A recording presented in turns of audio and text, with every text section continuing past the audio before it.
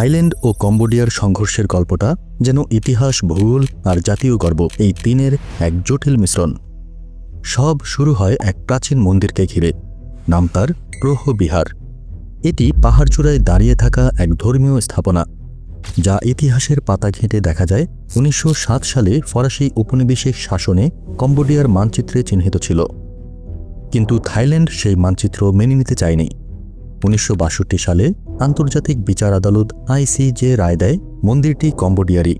যদিও থাইল্যান্ড মেনে নেয়, কিন্তু মন্দিরের চারপাশের জমি নিয়ে বিরোধ থেকেই যায়।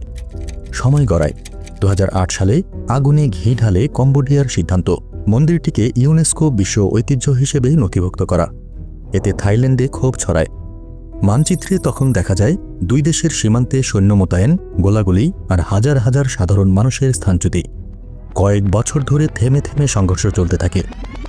আন্তর্জাতিক ও আঞ্চলিক চাপের পর 2013 সালে ICJ আবার রায় দেয়। এবার আরও স্পষ্টভাবে বলে মন্দির ও তার আশপাশের এলাকাও কম্বোডিয়ার। আজ সেই সীমান্তে শান্তি বিরাজ করলেও মানচিত্র বলছে উত্তেজনার রেশ এখনও রয়ে গেছে।